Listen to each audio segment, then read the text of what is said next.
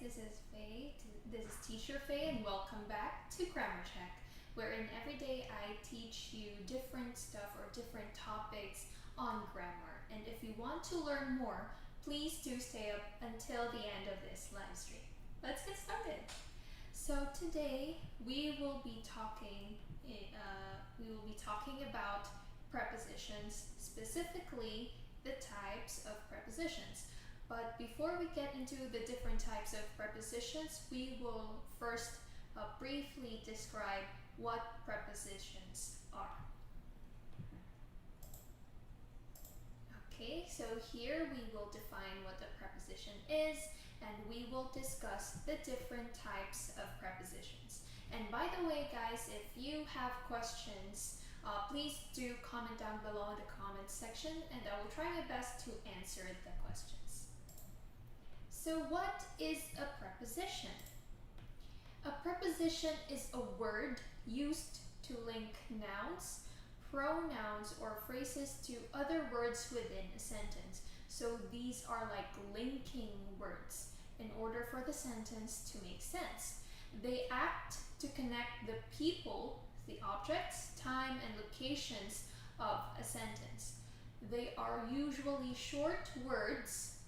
Usually they are composed of 2 to 4 letters or 2 to 5 letters, and normally placed directly before the noun that they are modifying. They can also be found before gerund verbs. Again, gerund verbs are verbs that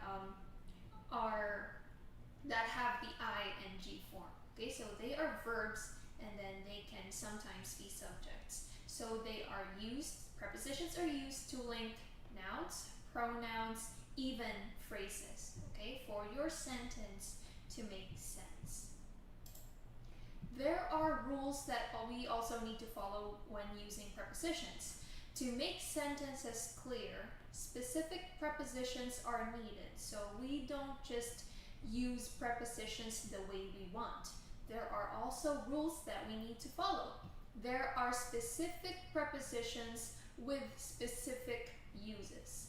The correct preposition means one particular thing, and using a different preposition will give you a different meaning. So the sentence will be different if you use the wrong preposition. Prepositions are generally followed by nouns or pronouns. So that's what I said.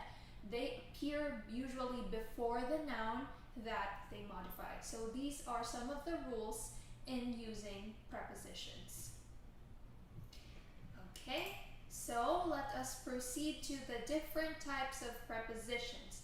So there are actually 5 types of preposition, and we will discuss each preposition where they belong to. So what is the first type of preposition? The first is the preposition of time. That means it is indicating when something happened. They are used to help indicate when something happened, happens, or will happen. So we have 3 prepositions here. We have in, we have on, and we have at. For years, months, seasons, centuries, and times of day, use the preposition in. Again, years, months, seasons, centuries, and times of the day, we use the preposition in. For example, I first met John in 1987. So the noun that the preposition modifies is a year, 1987. So that's why we use the preposition in. Next, it's always cold in January. January is a month. Therefore, we use the preposition in. For days, dates, and specific holiday days, okay, holiday or important events, use the preposition on. For example, we go to school on Mondays, okay? Days, the day of the week. Monday, we use on. Next, Christmas is on December 25th. Christmas is a special holiday, okay? Specific holiday days. Therefore, we use on. And also, December 25th, okay? This one is specific. Therefore, we use on. For times, indicators of exception, and festivals, use the preposition at. For example, families often argue at Christmas time. Okay? It's a festival, it's a holiday. Her shift finished at 7 p.m. Okay, so this here, the time is specified at 7 p.m. So therefore, we use the preposition at. So that is for the preposition of time. There are also other prepositions that we can use. For instance, before and after should be much easier to understand, of course, than the other examples of prepositions. Both are used to explain when something happened, okay? Something happened before or something happened after. Something happened, happens, or will happen, but specifically in relation to another thing. For example, we will not leave before 3 p.m., okay? Next, David comes before Brian in the line, but after Louise. So before and after are just easy to use than the rest of the prepositions. We also have other prepositions here. To refer to extended time, use the prepositions since, for, by, during, from to, from until, with, and within. For example, he will be in Toronto for 3 weeks. So that is the duration or the time that he will be in Toronto. He will be staying there, or he will be spending his time there for 3 weeks. He works part-time during the summer. That means in that duration, what is he doing? So he works part-time for the period of time throughout the summer. And the third, they are in school from August until May. So from one point or from 1 month to another month. That means it will start in August and it will end in May. So these are some of the prepositions of time that we need to take note. So we are done with prepositions of time. Let us proceed to prepositions of place. Okay, prepositions of place. We use these prepositions to indicate the position of something, the position of our noun. On, in, and at. We also use these prepositions for time, right? So you can use it all over again. They have different uses. For example, here, on. On is used when referring to something with a surface, okay? There is a surface, and the noun is usually on top of the surface. For example, the sculpture hangs on the wall. So wall is the surface. Here, the specials are on the menu. That means it is on the menu. It's on the surface of the menu, which is on the table. And the menu is located on top of the table, on the table. In is used when referring to something that is inside. Okay, there is your clue. In, inside, or within confined boundaries. This could be anything, even a country. So take note, you can use in when you have nouns as countries. For example, the girls play in the garden. So they are inside a confined boundary, which is the garden. They are inside the garden, that's why we use in. Jim is in France. Take note, this is a country, therefore we use the preposition in, and visiting his aunt in the hospital. So hospital is also a confined boundary, therefore we use the preposition in. At is used when referring to something at a specific point. That means the position of the noun is specific. For example, we will meet at the airport. So it is said here that the position is specific. The boys are at the entrance at the movie theater. Okay, so we have the location here, the place, movie theater, and it is further specified here in the next phrase, at the entrance. So it is specific. Where at the movie theater? At the entrance. Okay, that's why we use at. So that is for on, in, and at. There are also other prepositions of place. For example, to refer to an object higher than a point, for example, higher than you, use the prepositions over and above. For example, the bird flew over the house. The house is here the point, so it is above or it is on top of the house. Therefore, the bird flew over the house. The plates were on the shelf above the cups. Okay, above is also used here because it refers to an object higher than the cups here.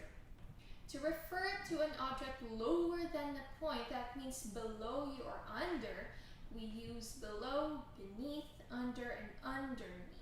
For example, basements are dug below ground, okay, because we usually find basements below of our house. There is hardwood beneath the carpet, okay, that means under the carpet. To refer to an object close to a point, use the prepositions by, near, next, to, between, among, and opposite, okay?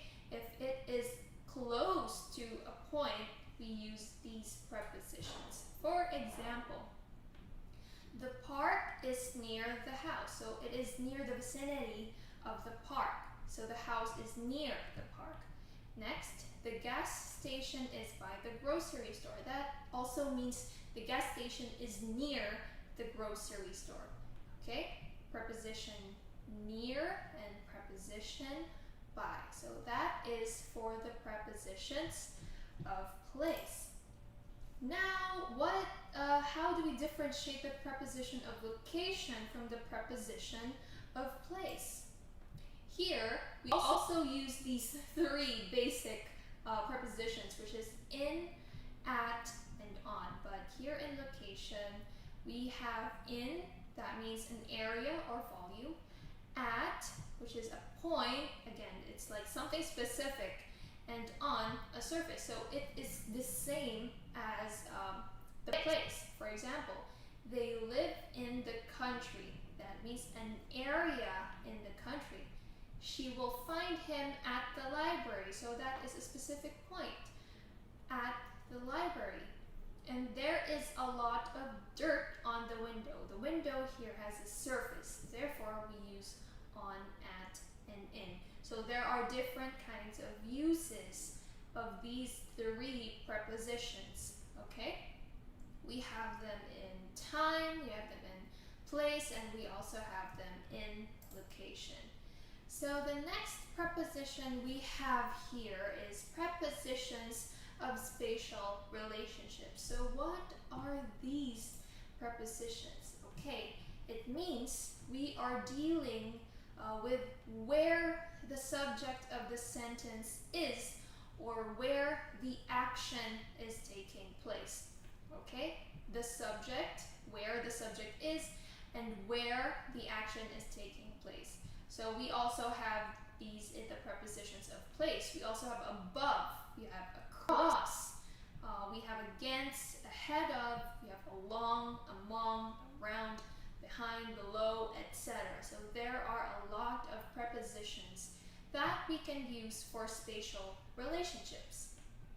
For example, we have here the post office is across the street from the grocery store. That means it's on the side opposite the grocery store. Next, the kids are hiding behind the tree. That means something at the back or in the back. Next, his shirt is off, and the last one, walk toward the garage and then turn left. That means you go to some point in order to reach your destination. So that is where the action is taking place, okay, or where the subject of the sentence is. All right, so here in the first sentence, our subject is post office, right? Post office. So we actually determine where the subject is. So it's across the street from the grocery store. And also here in the second sentence, the kids here is our subject. Where are they? They are behind the tree. Okay, and walk toward the garage and then turn left where the action is taking place. So take note of these prepositions. Okay, so I think this is already our last preposition, which is preposition of direction. So what is this preposition of direction? So we have various prepositions in this one. We have to, which indicates a motion in the direction of a place. That means you are going from one place or one point to another point. For example, we are going to Mexico. So you are going to Mexico. We walked from the farm to the beach. So one point here from the farm to the other point, which is the beach. So that is for the preposition to. How about the preposition from? It means that the subject, this is where the subject came from or started. It indicates the point of place at which a motion, journey, or action starts. So it is where your subject starts. For example, he came from England. Okay? Next, we walked from the beach to the farm. So take note of these two sentences. They are the same sentences, but we used two prepositions, which is from and to. Usually we combine these prepositions. We walked from the beach. This is where your action starts from the beach, and then it stops to the farm, which is also your next point. Next, into. It indicates a motion towards or going inside something. So remember, the preposition in means that your motion or your subject is inside already, but into, it is moving. So there is motion that is going inside something. For example, he came into the house. So into here indicates that your subject, he, came into the house, okay? Went inside the house. Next, the police broke into the bar. So the police is our subject. That means they went inside the bar, or they specifically broke into the bar. So what about the preposition on to? It indicates direction or movement to a position on a surface, okay? On a surface. Usually with the verb that expresses movement. For example, the cat climbed onto the roof. So it went into a surface, okay? The cat climbed onto the roof. The roof here is the surface. Next, she emptied the suitcase full of clothes onto the floor. Okay, floor is our surface. Onto the floor. So take note that when we use the preposition onto, there is always a surface, okay? Just like the preposition on. Okay, so here we have some common plus verb combinations. For example, worry. If we have a preposition worry, sometimes we combine it pair it with these verbs: worry, complain, and read. For example, he worries about the future. Okay, there is your verb and there is your preposition. Next, she complained about the homework. And next, I read about the flooding in the city. Okay, so it means that we are talking about something, or there is a certain topic that we have. Therefore, we use about. How about the next preposition, which is at? Usually we use it with these verbs: arrive, smile, and look. So there are also other verbs that we can pair it with, but these are just examples. For example, he arrived at the airport 2 hours early. The children smiled at her. So here it makes sense, because if you use a different preposition, like for example, the children smiled on her, okay, there is no surface present, therefore we use at. Next, she looked at him, okay? Next preposition we have is from, okay? From, these are the verbs that we can use differ and suffer. For example, the results differ from my original idea. And next, she suffers from dementia. Usually we use from when there are diseases, okay, if our sentence contains diseases, so therefore we use the preposition from. Also, we have for the verbs that we can use it are account, allow, and search. For example, be sure to account for any discrepancies. That means you are responsible of something.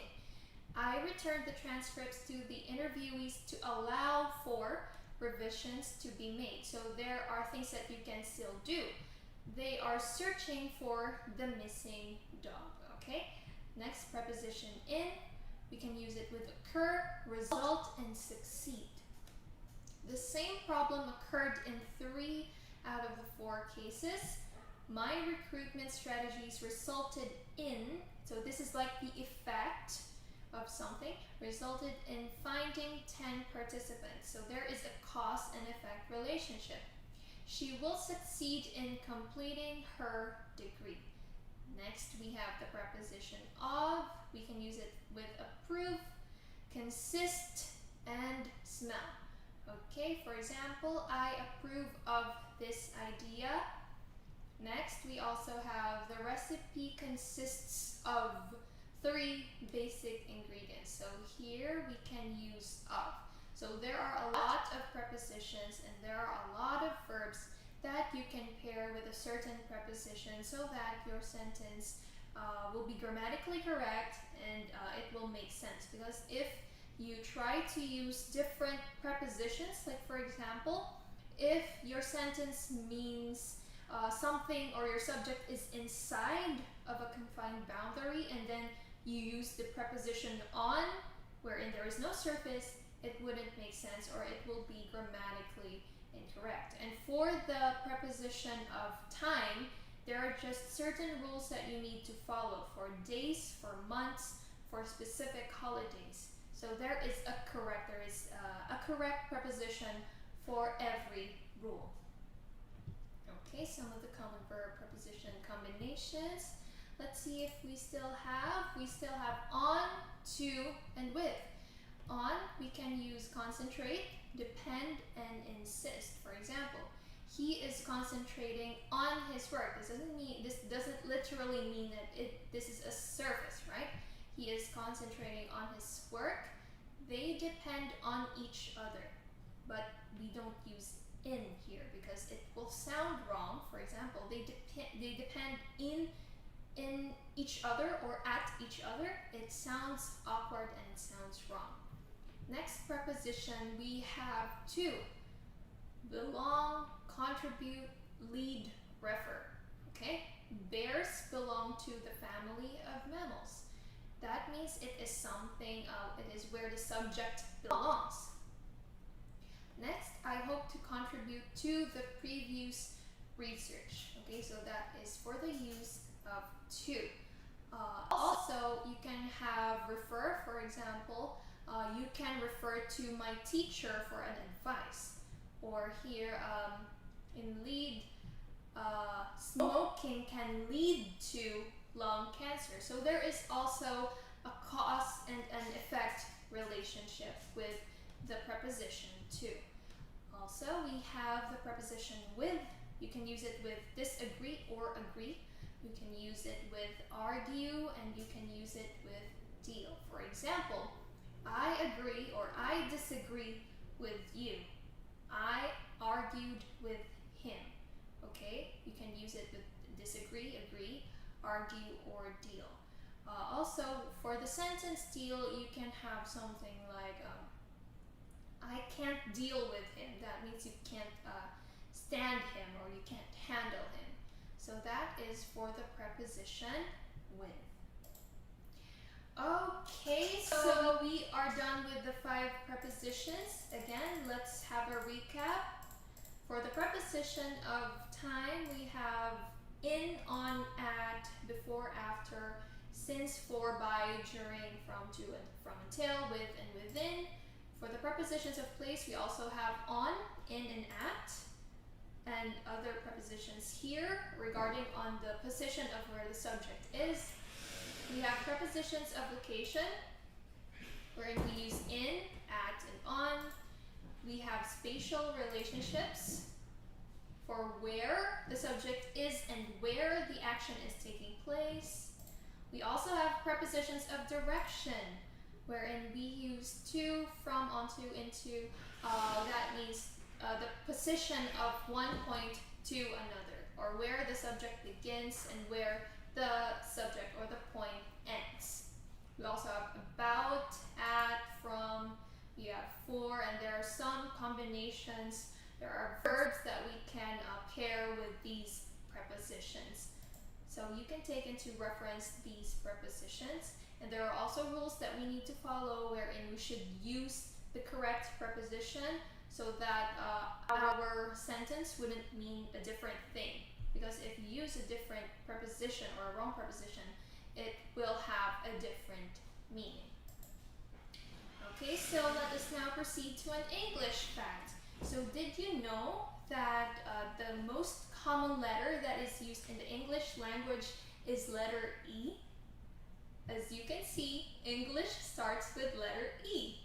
So it is the most common letter in the English language. So it's like most of the words, or almost all of the words, have the letter E in them. Okay, so if you guys want some more English fact and interesting topics on grammar, please do leave a like, subscribe, and turn on the notification bell so that you don't miss out on our next live streams. And I will guys see you again next time on another episode of Grammar Fact. Okay, please please do check out our channel, MK Education Live. Bye bye!